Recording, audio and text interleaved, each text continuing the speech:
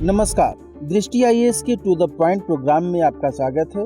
आज का टॉपिक है इन्वेसिव स्पीशीज। सबसे पहले इसके परिचय पर एक नज़र डालते हैं। जब किसी क्षेत्र में बाहरी प्रजातियां यानी एलियन स्पीशीज लाई जाती हैं, तब उनमें से कुछ स्थानीय प्रजातियों के लिए खतरा पैदा कर देती हैं। इन्हें इन्वेसिव स्पीशीज या आक्रमणकारी प्रजातियां कहा जाता है।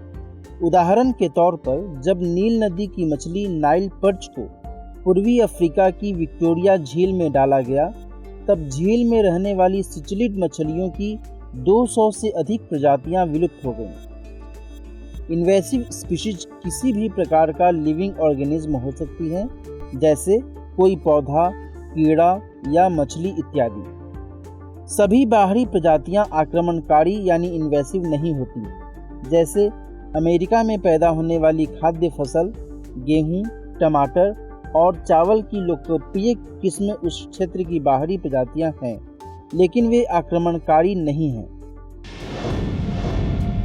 बात करते हैं बाहरी प्रजातियों यानी स्पीशीज के स्थानांतरण के बारे में। बाहरी प्रजातियां अनजाने में या जानबूझकर किसी भी मकसद से एक क्षेत्र में लाई जा सकती हैं। मत्स्य पालन के हिसाब से अफ्रीकन कैटफिश यानी क्लैरियस गैरीपाइनस मछली को भारत की नदियों में लाया गया, जो अब यहाँ पर देशज कैटफिश प्रजातियों के लिए खतरा पैदा कर रही हैं। समुद्री जहाज़ों के द्वारा भी अक्सर बाहरी प्रजातियाँ एक स्थान से दूसरे स्थान पर पहुँचती हैं। जैसे काला सागर और कैस्पियन सागर में मूल तौर पर पाए जाने वाले जिब्रा मसल्स जहाज़ों में चिपक कर उत्तरी अमेरिका के ग्रेट लेक में पहुंच गए, और आज वहां पर मौजूद बहुत सारे जिब्रा मसल्स स्थानीय प्रजातियों के लिए खतरा उत्पन्न कर रहे हैं। लोगों और वस्तुओं के आवागमन और व्यापार इत्यादि के माध्यम से भी इनका स्थानांतरण हो सकता है। इन्वेसिव स्पीशीज से होने वाली हानि के बारे में बात करें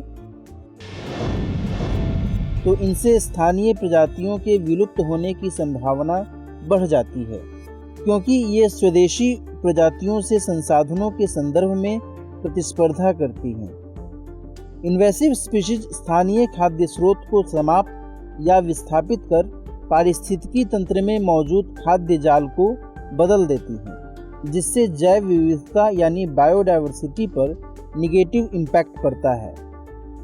इसके अलावा कुछ इन्वेसिव स्पीशीज पारिस्थितिकी तंत्र में स्थितियों को बदलने में सक्षम है, जैसे मिट्टी की रसायन संरचना में बदलाव इत्यादि। इन्वेसिव स्पीशीज इकोसिस्टम के साथ साथ मानव स्वास्थ्य एवं अर्थव्यवस्था पर भी नकारात्मक प्रभाव डालती हैं। इन्वेसिव स्पीशीज का विनाश या नियंत्रण तो किसी दूसरी प्रजाति द्वारा यह संभव है। कभी कभी एक आक्रामक प्रजाति को नियंत्रित करने के लिए अन्य प्रजातियों को लाया जाता है। जैसे ऑस्ट्रेलिया में एक इन्वेसिव स्पीशीज प्रिकली पियर कैक्टस को खत्म करने के लिए एक अन्य प्रजाति कैक्टस मोथ कैटरपिलर को लाया गया, जो प्रिकली पियर कैक्टस का प्राकृतिक शिकारी है। इसके अलावा इंसेक्ट्स के द्वारा भी विनाश या नियंत्रण किया जा सकता है। इन्वेसिव स्पीशीज को खत्म करने के लिए कीटों का प्रयोग होता है, लेकिन कभी कभी यह खतरनाक भी साबित हो सकता है। रसायन के द्वारा देखें तो इन्वेसिव स्पीशीज को नियंत्रित करने के लिए कभी कभी रसायन का उपयोग किया जाता है, लेकिन इससे नॉन इन्वेसिव प्रजातियों को भी हानि पहुंचती है।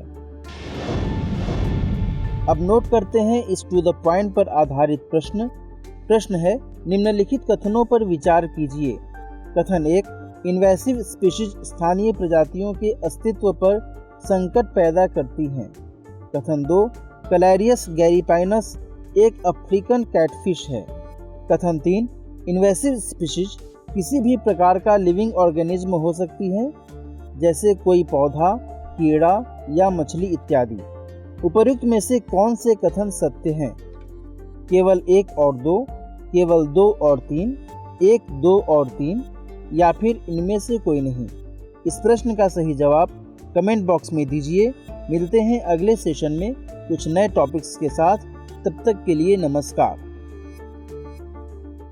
हमारे वीडियो अंग्रेजी में देखने के लिए फॉलो करें हमारा ही दूसरा यूट्यूब चैनल दृष्टि IAS इंग्लिश।